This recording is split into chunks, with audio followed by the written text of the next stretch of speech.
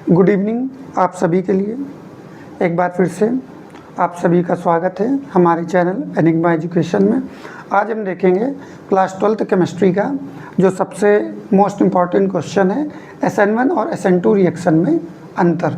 ठीक है, या SN1 रिएक्शन क्या होती है और SN2 रिएक्शंस क्या होती हैं, तो आज हम उसको देखने जा रहे हैं।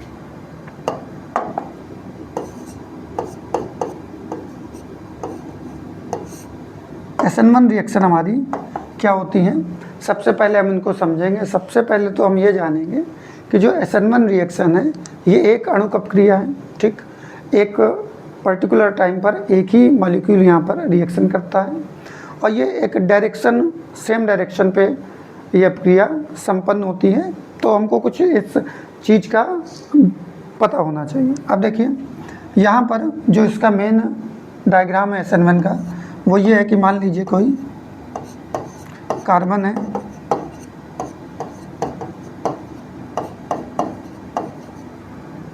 तीन डिग्री ये कार्बन है और ये किसी नाभिक स्नेही OH नेगेटिव से अपक्रिया करता है।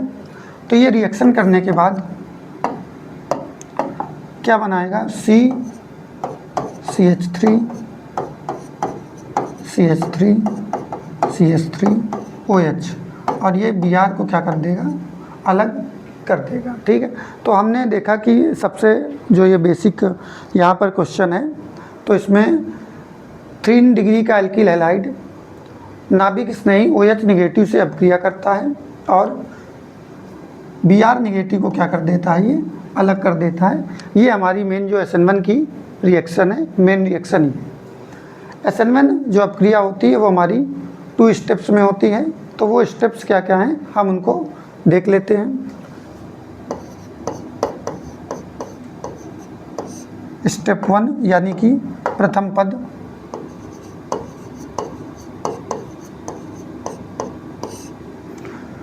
इसमें क्या होता है कि सबसे पहले जो भी हैलाइड है, हैलाइड का जो Br है जो निगेटिव पार्ट है वो पहले सेपरेट होता है, अलग होता है और उसके बाद ही न्यूक्लियोफिलिक वहाँ पर क्या करता है, अटैक करता है। ठीक, तो सबसे पहले एक बॉन्डिंग टूटती है। कैसे बॉन्डिंग टूटती है, यहाँ पर CH3 और Br, ये बॉन्ड ब्रेक होता है।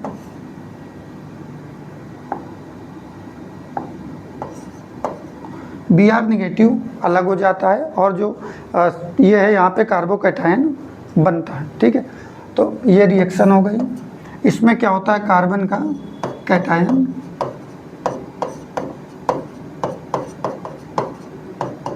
ये पॉजिटिव हो जाएगा और Br क्या हो जाएगा, नेगेटिव अलग हो जाएगा।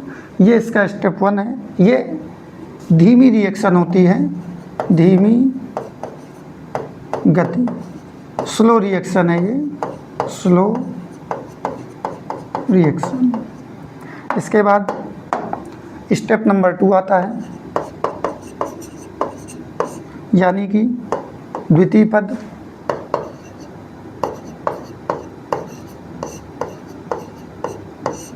ठीक है, द्वितीय पद यानी कि स्टेप नंबर 2। स्टेप नंबर 2 में क्या होता है, जो न्यूक्लियोफिलिक जो हमारे पास नाभिक स्नेही OH है वो इस कार्बोकैटायन पे हमला करता है। तो यहाँ पे हम लिख लेते हैं C+ CH3 और CH3, इस पर OH नेगेटिव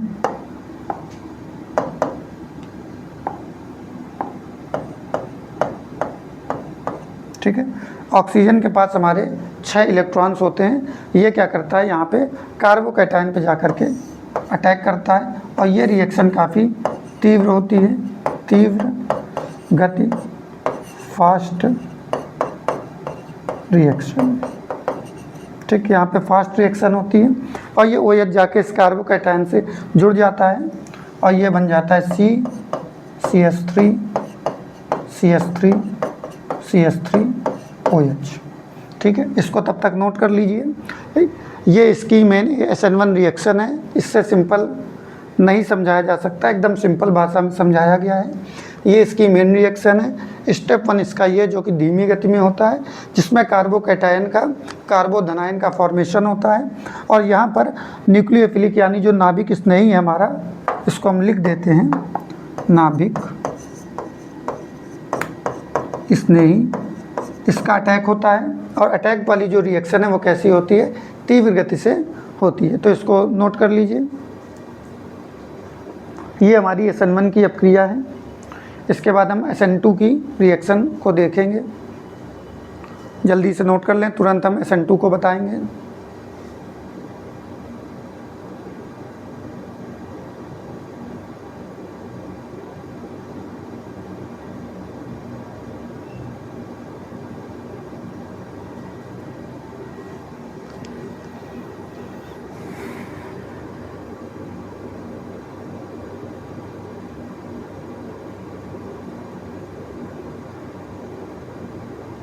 चलिए अब हम देखते हैं कि SN2 की रिएक्शन जो हमारे पास है वो क्या है।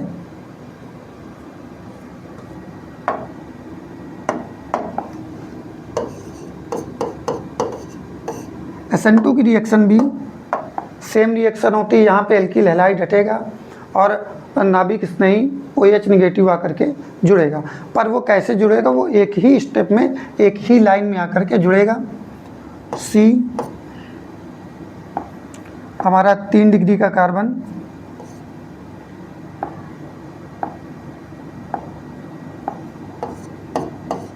CH3 CH3 और CH3, और यहाँ पे क्या Br plus OH negative. Same reaction होगी यहाँ पर, ये भी बनेगा C CH3 CH3 CH3 OH negative plus Br negative, OH plus Br negative. पर इसका जो स्टेप है वो अलग तरह से रहेगा। इसका स्टेप केवल एक ही है, स्टेप 1। होता क्या है यहाँ पे देख लेते हैं। जो हमारा नाभिक स्नेही OH निगेटिव है, ये पीछे से आकर के हमला करता है, सामने से हमला नहीं करता है, बैक अटैकिंग करता है। और साइमल्टेनियसली जैसे ही ये अटैक करता है वहाँ पे बॉन्ड बनना शुरू होता है, तुरंत Br निगेटिव का फॉर्मेशन ब्रेक होना शुरू हो जाता है। तो देख लेते हैं कैसे होगा। इसको हम यहाँ से ये इस पर क्या करेगा, हमला करेगा। C CH3 CH3 और CH3। जैसे ही OH निगेटिव यहाँ पर हमला करेगा, OH निगेटिव के साथ एक बॉन्ड बनना शुरू होगा और Br निगेटिव के साथ जो पहले से बॉन्ड बनना था वो धीमे से क्या होगा, कमज़ोर होना शुरू हो जाएगा। जो धीमे से क्या हो जाएगा, वो कमज़ोर होना शुरू हो जाएगा। इसको O को हम यहाँ लिख देते हैं, H को हम यहाँ लिख देते हैं, ठीक। O भी निगेटिव होता है तो O की तरफ पार्शियली निगेटिव और ब्रोमीन की तरफ पार्शियली निगेटिव आ जाएगा। ब्रोमीन की तरफ पार्शियली निगेटिव रहेगा तो यहाँ पर पार्शियली पॉजिटिव आ जाएगा। और ये OH निगेटिव पार्शियली निगेटिव है तो ये इस पार्शियली पॉजिटिव की तरफ अट्रैक्ट होगा, उसकी तरफ क्या करेगा, हमला करना शुरू करेगा। और जैसे जैसे ये यहाँ पीछे से जुड़ता जाएगा वैसे ही वैसे ब्रोमीन साइमल्टेनियसली एक साथ ब्रोमीन वहाँ से क्या हो जाएगा, अलग हो जाएगा। और ये फॉर्मेशन मिलेगी C CH3 CH3 CH3 और OH, और ब्रोमीन का निगेटिव क्या हो जाएगा, अलग हो जाएगा। नोट कर लीजिए इसको।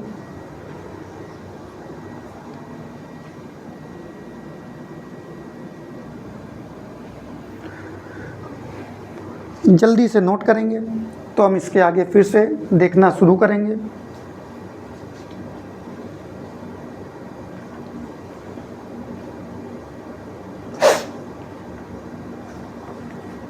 और ये रिएक्शन तकरीबन तेज होती है, तीव्र गति से ही होती है। SN2 की रिएक्शन है ये। अब अगर हम इन दोनों को देखें एक साथ तो हम ये पाते हैं कि जो SN1 की अभिक्रिया है वो हमारी 2 पदों में हो रही है। जो SN2 की रिएक्शन है वो खाली हमारी एक ही पद में हो रही है। SN2 के लिए अगर आपको उत्पाद बनाना है, ठीक है, जो भी हमारा प्रोडक्ट बन रहा है उसके लिए क्या है, जितनी मात्रा में न्यूक्लियोफिलिक की आवश्यकता है उतनी ही मात्रा में यहाँ पर अपकारक की भी आवश्यकता है। पर यहाँ पर ऐसा नहीं है, यहाँ पर इसकी मात्रा अलग हो सकती है और न्यूक्लियोफिलिक की मात्रा क्या हो सकती है, अलग हो सकती है, क्योंकि ये पहले टूट के अलग हो जाता है और न्यूक्लियोफिलिक उसमें बाद में जाके अटैक करता। तो यहाँ से पहला अंतर क्या होगा, देखिए ये 2 पदों में होती है SN1 और SN2 कितने पदों में होती है, 1 पद में।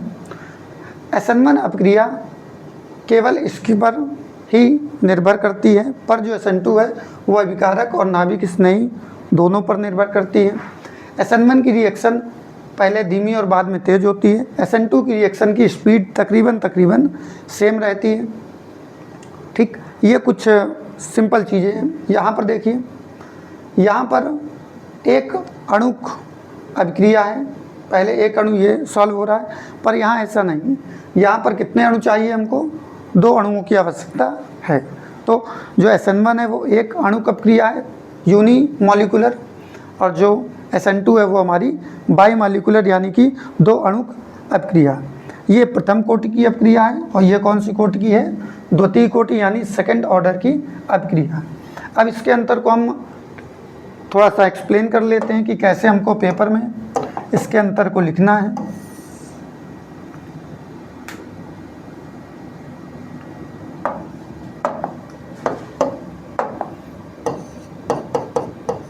SN1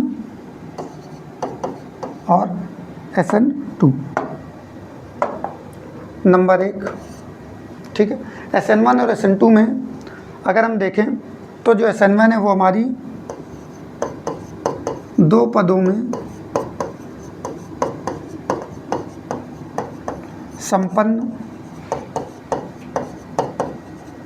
होती है और जो SN2 है हमारी वो एक ही पद में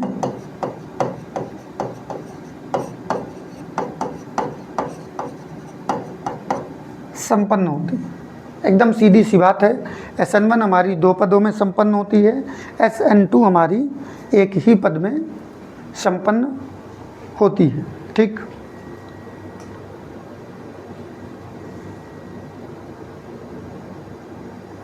अब दूसरा रिएक्शन, दूसरा नियम अंतर की जो स्पीड है, जो गति है अभिक्रिया की गति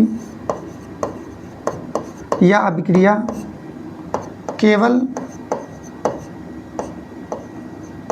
केवल अभिकारक पर निर्भर करता है। केवल अभिकारक यानी क्रियाधार यहाँ पे ले लें, उसको हम क्या कहते हैं, क्रियाधार पर निर्भर करता है। इस कंडीशन में अभिकारक को हम क्या कहेंगे, क्रियाधार कहेंगे। और ये जो अभिक्रिया SN2 है यह दोनों पर निर्भर करती है। अब दोनों कौन है, एक हमारा क्रियाधार है और एक हमारा नाभिक स्नेही है। एक हमारा क्या है, क्रियाधार, और दूसरा हमारा क्या है, नाभिक स्नेही। ठीक, 2 पदों में संपन्न होती है और ये केवल अभिकारक यानी क्रियाधार पर निर्भर करती है SN1, और जो हमारी SN2 है वो एक ही पद में होती है और दोनों पर निर्भर करती है, क्रियाधार पर भी और नाभिक स्नेही पर भी। तीसरा पॉइंट, जो हमारी SN1 है वो प्रथम कोटि की अपक्रिया है। SN1 हमारी प्रथम कोटि की अपक्रिया है और जो SN2 है वो हमारी द्वितीय कोटि की अपक्रिया। ठीक है, SN2 हमारी कैसी है, द्वितीय कोटि की अभिक्रिया है। अब नंबर 4, यहाँ पे देखिए एट टाइम एक मॉलिक्यूल ही काम कर रहा है, तो ये जो हमारी है वो एक अणुक भी है, एक अणुक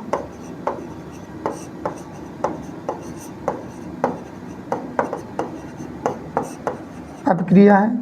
और ये जो हमारी यहाँ पर एट वंस एक साथ दो अणु काम कर रहे हैं, एक नाभिक स्नेही भी काम कर रहा है, तो एक साथ इसको हम कह सकते हैं द्वि अणुक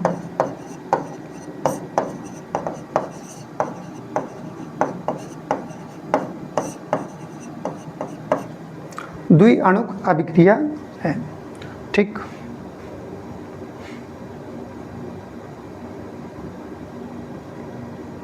अब देखिए यहाँ पर जो रेट ऑफ रिएक्शन है वो क्या है,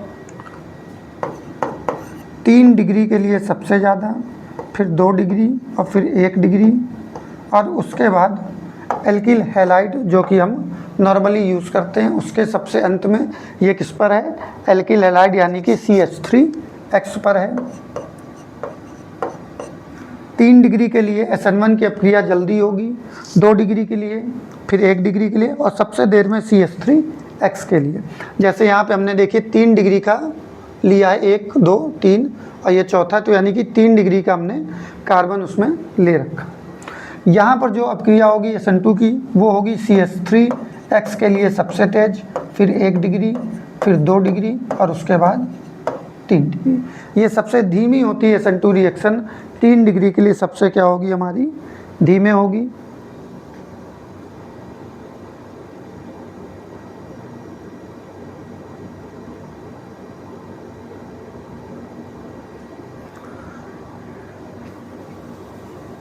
अब यहाँ पे देखिए हम न्यूक्लियोफिलिक लेते हैं, ठीक है, हम क्या लेते हैं, न्यूक्लियोफिलिक लेते हैं। तो न्यूक्लियोफिलिक के लिए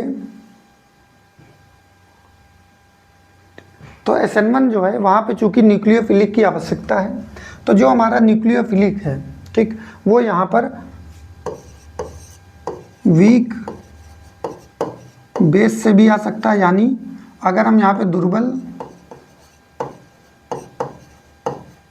क्षार भी ले रहे हैं तो भी यहाँ पर हमारा जो न्यूक्लियोफिलिक नाभिक स्नेही वो हमको प्राप्त होगा। पर इस केस में हमको प्रबल क्षार लेना है, प्रबल क्षार लेना है। प्रबल क्षार हम क्यों लेंगे, क्योंकि जब प्रबल क्षार लेंगे तो वो उसका OH निगेटिव ताकतवर होगा और वो अटैक जल्दी करेगा। और यहाँ पे चूंकि पहले से ही कार्बोकैटायन मौजूद है, कार्बोधनायन मौजूद है, तो एक दुर्बल क्षार का नाभिक स्नेही भी उस पर अटैक कर सकता है। तो अगला अंतर क्या हो जाएगा कि यहाँ पर फ्री मुक्त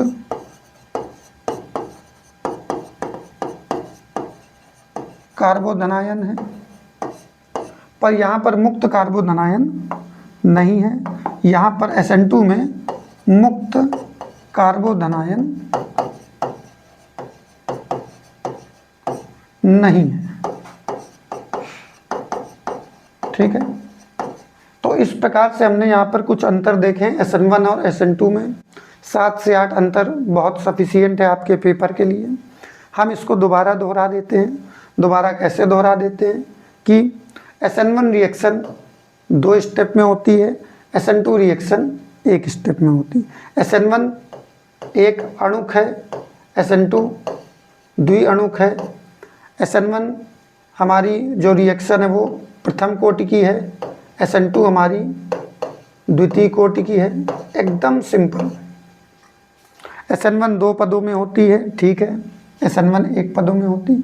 यहाँ पर दुर्बल क्षार से न्यूक्लियोफिलिक नाभिक स्नेही प्राप्त होता है, यहाँ पर प्रबल क्षार से प्राप्त होता है।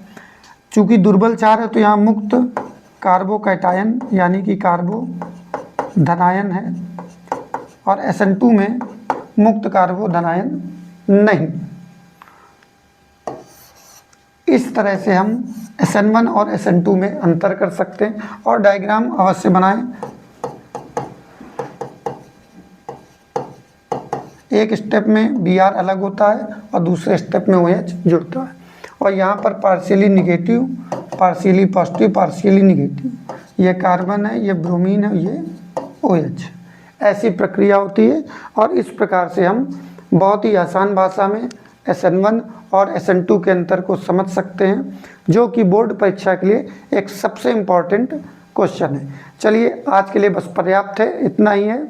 हम कल अगले वीडियो में फिर से मिलेंगे इम्पॉर्टेंट और प्रीवियस ईयर क्वेश्चंस के साथ। तब तक के लिए गुड बाय।